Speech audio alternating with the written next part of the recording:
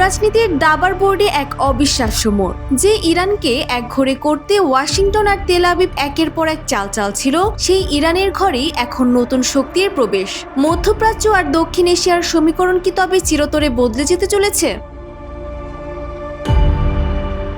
বিশ্ব রাজনীতিকে চমকে দিয়ে এবার এক মঞ্চে দাঁড়িয়েছে ইরান এবং পারমাণবিক পরাশক্তি পাকিস্তান। সম্প্রতি ইরানের প্রেসিডেন্ট মাসুদ পেজেশকিয়ান ইসলামাবাদ সফরে গেলে তাকে দেওয়া হয় রাজকীয় সংবর্ধনা, কিন্তু আসল ধামাকাটি এসেছে দুই দেশের শীর্ষ বৈঠকের পর।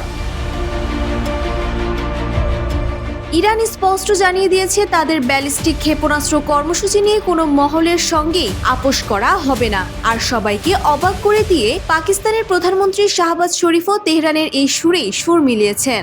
তিনি সাফ জানিয়ে দিয়েছেন ইরানের আত্মরক্ষার পূর্ণ অধিকার রয়েছে।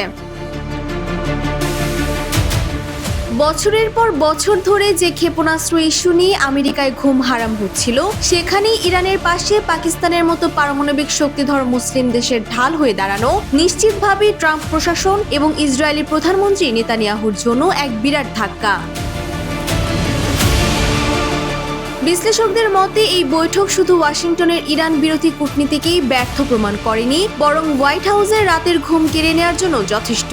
শুধু নিরাপত্তা নয়, দুই দেশের মধ্যে বাণিজ্য ও আঞ্চলিক যোগাযোগ বৃদ্ধির বিষয়েও হয়েছে বড় চুক্তি।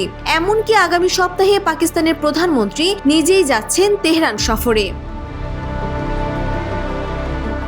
তাহলে কি মার্কিন নিষেধাজ্ঞা বুড়ো আঙ্গুল দেখিয়ে তৈরি হচ্ছে নতুন এক অক্ষশক্তি? মধ্যপ্রাচ্য ও বৈশ্বিক রাজনীতির মানচিত্রে এই বন্ধুত্ব ঠিক কী ঝড় তুলতে যাচ্ছে তা দেখার অপেক্ষায় এখন পুরো বিশ্ব।